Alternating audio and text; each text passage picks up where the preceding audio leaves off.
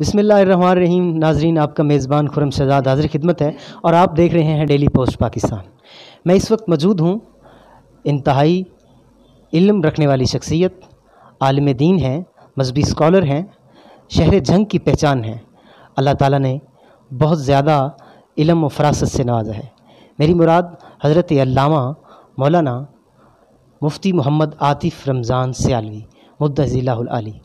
हम आपकी लाइब्रेरी में यहाँ पे हाज़िर खिदमत हुए हैं और आज का ये जो प्रोग्राम है, इसका मकसद है मुहर्रमुल हराम के हवाला जात से इनसे कुछ पूछा जाए, इनसे कुछ हक़ाइक़ के हवाला से, कुछ फ़ज़ाइल के हवाला से पूछा जाए। तो मैं इनकी जानिब सफ़र करूँगा। जी अस्सलामु अलैकुम। जी वालेकुमुस्सलाम वरहमतुल्लाहि वबरकातुहू। जी कैसे मिजाज हैं आप? जी अल्लाह ताला का शुक्र है, अल्हम्दुलिल्लाह, अल्लाह का फ़ज़ल है। जी माशाल्लाह, बहुत अच्छा लगा आपकी लाइब्रेरी में आके।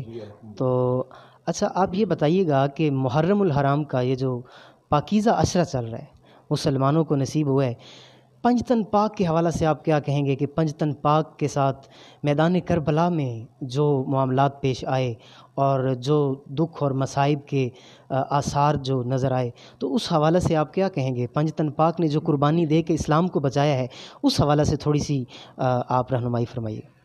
जी, सबसे पहली बात तो ये है कि नबी करीम अलैहिस्सलातु वस्सलाम की अहले बैत में जो 4 शख्सियात हैं, उनको बड़ा ख़ुसूसी मकाम हासिल है।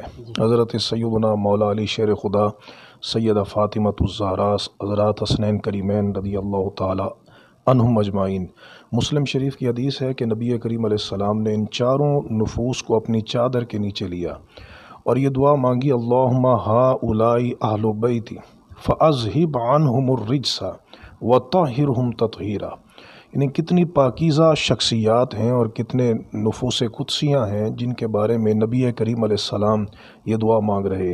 अर्ज़ की, अल्लाह ये मेरी अहले बैत है, तो इनसे पलीदी और रिज्स को दूर कर दे, गंदगी को दूर कर दे और इन्हें यूं सुथरा और पाक कर दे जैसे पाक करने का हक़ होता है। एक हदीस में नबी करीम अलैहिस्सलातु वस्सलाम ने इन चारों बल्कि पंजतन पाक की मोहब्बत पे इतनी बड़ी जज़ा बयान की है कि जिसका आम आमाल में तसव्वुर भी नहीं आ सकता कि इतनी बड़ी जज़ा मिलेगी। चुनाचे इमाम तिरमिज़ी रिवायत करते हैं कि नबी करीम अलैहिस्सलाम ने इरशाद फरमाया, मन अहब्बनी व अहब्ब हाज़ैन व अबाहुमा व उम्महुमा कान माई फ़ी दरजति यौमल क़ियामा। फरमाया, जो मुझसे मोहब्बत करे और इन दो से यानी हसन और हुसैन से मोहब्बत करे और इनकी माँ फ़ातिमा से मोहब्बत करे और इनके वालिद अली से मोहब्बत करे, तो काना माया फ़ी दरजति यौमल क़ियामा, तो वो क़ियामत के दिन मेरे दर्जे में मेरे साथ होगा। ये तो उनके फ़ज़ाइल और मनाक़िब और बारगाह रिसालत माब में उनकी जो एक मंजिलत है उस पर दलालत करने वाली अहादीस हैं।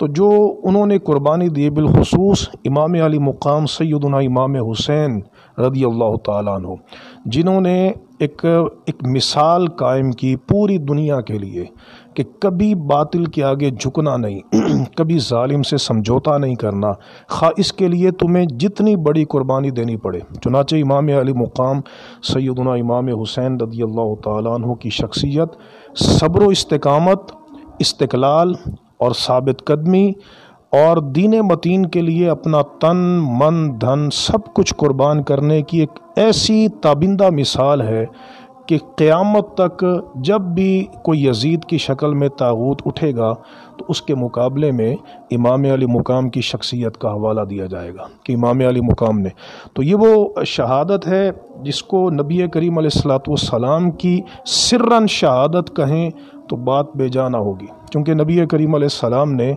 हज़रत इमाम अली मुक़ाम का ये स्टेटस बयान किया कि हुसैन व मिन्नी वाना मिनल हुसैन, हुसैन मुझसे है और मैं हुसैन से हूँ। तो इसका मतलब ये है कि हुसैन मुझसे है, यानी मेरा बेटा है, मेरा नवासा है, लख्त जिगर है, और मैं हुसैन से हूँ कि मेरे कमालात का ज़हूर या मेरी शहादत का ज़हूर जो है वो हुसैन पाक से होगा। तो ये एक बहुत बड़ा मकाम है। इमाम अली मुक़ाम सैयदना इमाम हुसैन रज़ियल्लाहु ताला अन्हु की जो शहादत है ये अहले इस्लाम के लिए एक बहुत बड़ा सानिया है, हमारे लिए एक बहुत बड़ा लम्हा फ़िक्रिया है कि बज़ाहिर वो लोग कलीमा गो थे, नबी करीम अलैहिस्सलाम का कलीमा पढ़ने वाले थे, लेकिन उसके बावजूद उन्होंने हुजूर के फूल को शहीद किया। शहीद नहीं किया, बदतरीन इहानत की آپ کے جسم مبارک کی، اس جسم مبارک کی جس کو مصطفیٰ جان رحمت بوسہ دیتے رہے، جس کو حضور اپنے کندھوں پر اٹھا کر سیر کرواتے رہے، وہ جسم مبارک جس کو حضور نے اپنا پھول قرار دیا۔ صحیح بخاری کی حدیث ہے، حضرت عبداللہ بن عمر رضی اللہ تعالیٰ عنہما جلیل القدر ایک صحابی ہیں، تو ان سے حج کے موقع پر کچھ لوگوں نے یہ سوال کیا اور آپ سے یہ پوچھا کہ کیا احرام کی حالت میں مچھر یا مکھی کو اگر مار لیا جائے تو کیا یہ جائز ہے، اس سے قربانی تو لازم نہیں آئے گی؟ اب یہ پوچھنے والے عراقی تھے، تو آپ نے فرمایا کہ بڑا تعجب ہے تمہارے اوپر کہ تم ایک مکھی اور مچھر کے متعلق تو اللہ سے ڈر رہے ہو، لیکن وہ حسین پاک جن کے بارے میں حضور صلی اللہ علیہ وسلم نے فرمایا ہما ریحانتا یا من الدنیا، کہ وہ دنیا میں میرے پھول ہیں، تم ان کے متعلق تم اللہ سے نہیں ڈرے کہ تم نے حضور نبی کریم علیہ السلام کی اہل بیت کے ساتھ کیا رویہ کیا۔ تو میں یہ سمجھتا ہوں کہ یہ بدبختی کی انتہا ہے، شقاوت کی انتہا ہے، جو رویہ جو سلوک انہوں نے حضور کی اہل بیت کے ساتھ کیا۔ ہمارا اسلام تو ایک کافر کے ساتھ بھی ایسا رویہ کرنے کی اجازت نہیں دیتا۔ ہمیں اسلام یہ منع کرتا ہے کہ حالت جنگ میں بچوں کو قتل نہیں کیا جا سکتا، لیکن یزید کی فوج اتنی سنگ دل تھی کہ انہوں نے امام علی اصغر کو شہید کیا۔ ہمیں یہ حکم دیا گیا ہے کہ کسی کی لاش کی تم توہین نہیں کر سکتے، مسلح نہیں کر سکتے۔ انہوں نے کیا کیا؟ امام علی مقام کے سر انور کو گلیوں میں پھرایا۔ انہوں نے ابن سعد نے امام علی مقام رضی اللہ تعالیٰ عنہ کے جسم مبارک پر گھوڑے دوڑائے۔ تو یہ رویہ ایک کافر کے ساتھ بھی برداشت نہیں ہو سکتا، یہ جائے کہ وہ جو جنت کے سردار ہیں الحسن والحسین سیدہ شباب اہل الجنہ، ان کے ساتھ یہ رویہ اختیار کرنا بڑا افسوسناک ہے۔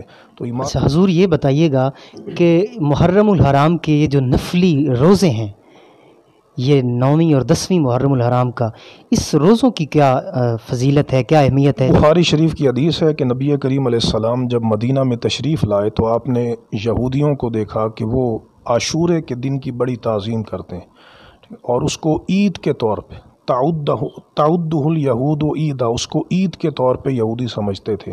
اس کی وجہ یہ تھی کہ اس دن میں اللہ رب العزت نے حضرت موسیٰ علیہ السلام کو اور آپ کی قوم بنی اسرائیل کو فرعون کے شر سے نجات دی تھی، تو وہ شکرانے کے طور پر بطور تشکر 10 محرم الحرام عاشورے کے دن کا بڑا ادب کرتے، احترام کرتے، اس دن کا روزہ رکھ کے اس دن کی تعظیم کو ظاہر کرتے۔ تو جب سرکار علیہ السلام تشریف لائے اور آپ نے پوچھا کہ تم یہ کام کیوں کرتے ہو، تو انہوں نے جواب دیا کہ اللہ نے ہمیں فرعون کے شر سے نجات عطا فرمائی۔ تو نبی کریم علیہ السلام نے فرمایا نحن اولا بموسیٰ منکم، کہ تمہارا موسیٰ علیہ السلام پر اتنا حق نہیں جتنا ہم مسلمانوں کا حق ہے۔ تو حضور نے حکم دیا امر بالصیام فصام و امر بالصیام، خود بھی حضور نے روزہ رکھا اور روزہ رکھنے کا حکم بھی دیا۔ رہ گئی بھئی یہودیوں کے ساتھ کوئی مشابہت ہوتی ہے تو ہمیں یہ شریعت میں حکم دیا گیا کہ ہم ایک دن پہلے یعنی 9 محرم الحرام یا ایک دن بعد جو ہے 11 محرم الحرام اس کا روزہ رکھیں گے تو اس کے ساتھ مشابہت بھی نہ رہے گی۔ اور اس کے متعلق حدیث پاک میں نبی کریم علیہ السلام کا ارشاد گرامی ہے کہ افضل الصیام بعد رمضان شہر اللہ المحرم، فرمایا کہ رمضان کے بعد جو سب سے افضل روزے ہیں وہ محرم کے روزے ہیں۔ خصوصاً عاشورہ کا جو روزہ ہے اس کے متعلق فرمایا کہ یکفر السنۃ الماضیہ، اس کے ساتھ 1 سال کے جو گناہ ہیں وہ بخش دیے جاتے ہیں۔ ماشاءاللہ، کیا کہنے۔ تو حضور یہ بتائیے گا کہ علماء سے سن رکھا ہے اور ہر طبقے میں یہ سنا جاتا ہے کہ امام حسین علیہ السلام کے غم میں جس بندے کی آنکھ سے ایک مکھی کی بالشت برابر ایک آنسو آتا ہے، اس بندے پر دوزخ کی آگ حرام ہو جاتی ہے۔ اس بارے میں آپ کیا؟ دیکھیں، حدیث میں قطعی طور پہ تو کوئی ایسے لفظ نہیں ہے، لیکن بہرحال رونا ایک محبت کی دلیل ہے۔ حضور نے فرمایا احب اللہ من احب حسینہ، کہ جو حسین سے محبت کرے گا اس سے اللہ رب العزت محبت فرمائے گا۔ حضور یہ بتائیے کہ 10ویں محرم الحرام کی صبح سے لے کر اور شام تک جو ہم لنگر کا اہتمام کرتے ہیں اور جو نیاز بنا کے بانٹتے ہیں، غریبوں کو بانٹتے ہیں، اہل محلہ کو بانٹتے ہیں، اس حوالے سے کوئی دین میں کیا شرعی حکم ہے وہ بتائیے۔ دیکھیں اصال ثواب ایک ایسی حقیقت ہے صدقات پر، جو اصال ثواب جس پر تمام مسالک متفق ہیں، کسی کا کوئی اختلاف نہیں ہے۔ خود نبی کریم علیہ السلام نے آپ نے جو ہے وہ صدقہ کے طور پر پانی پلانے کی ترغیب دلائی ہے۔ حضرت سعد نے پوچھا کہ میری والدہ فوت ہو گئیں، ابو داؤد کی حدیث ہے، تو اگر میں ان کی طرف سے کوئی صدقہ کروں تو کیا اس کا ثواب ان کو پہنچ جائے گا؟ فرمایا نعم، ثواب پہنچ جائے گا۔ تو عرض کی حضور کیا صدقہ کروں؟ فرمایا الماء، پانی پلاؤ۔ تو پانی پلانے سے بھی زیادہ جو فضیلت والا کام ہے وہ کھانا کھلانا ہے۔ ایک حدیث میں پوچھا گیا، صحیح بخاری کے اندر حدیث ہے، ای الاسلام خیر، حضور یہ بتائیے سب سے بہتر اسلام کون سا ہے؟ فرمایا تطعم الطعام وتقرأ السلام علی من عرفت ومن لم تعرف۔ سب سے بہتر اسلام کا حکم یہ ہے کہ تم کھانا کھلاؤ اور تم ان کو بھی سلام کرو جن کو جانتے ہو، ان کو بھی سلام کرو جن کو نہیں جانتے۔ تو فرمایا یہ اسلام کا سب سے بہتر حکم ہے۔ ایک حدیث میں یہ موجود ہے، ایھا الناس افشوا السلام واطعموا الطعام وصلوا الارحام وصلوا باللیل والناس نیام تدخل الجنۃ بسلام۔ ترمذی شریف کی حدیث ہے، میں لوگوں سلام پھیلاؤ، کثرت سے سلام کرو، لوگوں کو کھانا کھلاؤ اور صلہ رحمی کرو، اور رات کو اس وقت نماز پڑھو جب لوگ سو رہے ہوں، جنت میں سلامتی کے ساتھ داخل ہو جاؤ گے۔ اب دیکھیے کھانا کھلانے کی اتنی ترغیب ہے تو گویا کہ یہ ایک بہت بڑا ثواب کا عمل ہے۔ قرآن میں بھی اس کی تحسین کی گئی ہے، وَيُطْعِمُونَ الطَّعَامَ عَلَىٰ حُبِّهِ مِسْكِينًا وَيَتِيمًا وَأَسِيرًا إِنَّمَا نُطْعِمُكُمْ لِوَجْهِ اللَّهِ۔ تو مومن کی جو نیت ہوتی ہے نا، وہ کھانا کھلانے میں اللہ تعالیٰ کی رضا ہے، اس کی عبادت کی نیت ہے، لیکن جو ثواب اس کا ملے گا وہ امام علی مقام سیدنا امام حسین کی خدمت میں ہدیۃً پیش کر دیا جائے گا، اس میں کوئی حرج نہیں۔ ماشاء اللہ حضور، آپ کا بہت شکریہ، آپ علم کے موتی نچھاور کر رہے ہیں۔ یقیناً آپ کا یہ جو لائبریری ہے اور آپ کی یہ جو درسی کتب ہیں، ان کو دیکھ کے بہت خوشی محسوس ہو رہی ہے، اور میں نے سن رکھا ہے اور میرے علم میں ہے کہ آپ نے کافی ساری کتابیں خود بھی اپنے ہاتھ سے لکھی ہیں۔ تو صرف آخری سوال آپ سے یہ ہے کہ محرم الحرام کے ادب کے حوالے سے آپ کیا کہیں گے؟ کچھ لوگ محرم میں شادی کرنا وہ سنت سمجھتے ہیں، کچھ لوگ اس پہ کہتے ہیں کہ شادی نہیں کرنی چاہیے، کچھ لوگ نکاح کو شرعی طور پہ ممنوع قرار دیتے ہیں، کچھ شادی کو قرار دیتے ہیں۔ تو یہ آپ اس بارے میں کیا بتائیں گے؟ یہ گانا بجانا یا موسیقی سننا محرم الحرام کے دنوں میں یہ کیسا ہے؟ دیکھیں جی، محرم الحرام جب ہم نے کہہ دیا تو الحرام کا مطلب ہے یہ حرمت والا ہے، اور صرف یہ 61 ہجری سے ہی حرمت والا نہیں ہے، یہ نبی کریم علیہ السلام کی بعثت اور ولادت سے پہلے بھی یہ حرمت والے، ادب والے، تقدس والے مہینوں میں شمار ہوتا ہے۔ حتیٰ کہ زمانہ جاہلیت میں جو کفار اور مشرکین تھے وہ بھی ان مہینوں میں قتال کو منسوخ کر دیتے تھے، یعنی یہ اتنی حرمت والا اور تقدس والا مہینہ ہے۔ باقی رہ گیا یہ کہ گانے تو کسی حال میں جائز نہیں ہے، تو پھر ان ایام میں تو بطریق اولا جو ہے وہ گانے وغیرہ اور بے حیائی، ان تمام چیزوں سے بچنا چاہیے۔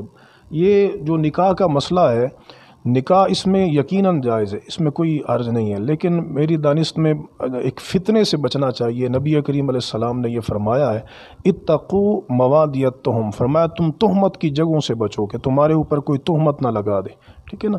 تو کئی چیزیں ایسی ہوتی ہیں کہ جو ہوتی فی نفس ہی مباح ہیں، لیکن ان کو فتنے کے اندیشے کے پیش نظر چھوڑا جا سکتا ہے۔ تو بہتر یہ ہے کہ محرم الحرام کے ایام کے علاوہ جو ہے وہ نکاح کا سلسلہ کیا جائے۔ ہمارے آج کل جو نکاح ہوتے ہیں اس میں پھر گانے بھی ہوتے ہیں، اس میں ڈانس بھی ہوتے ہیں، اس میں ساری چیزیں، یہ چیزیں یقیناً محرم کے تقدس کو پامال کرتی ہیں۔ جی بہت شکریہ۔ یہ تھے علامہ عاطف رمضان سیالوی صاحب، جن کا تعلق جنگ سے ہے، اور یہ بیک وقت میں کافی سارے مدارس کے جو انتظامات ہیں ان کو بھی کنٹرول کر رہے ہیں۔ ان کا تعلق ہے جامع مسجد پرانی عیدگاہ، جنگ کا مرکز ہے اہل سنت و جماعت کا۔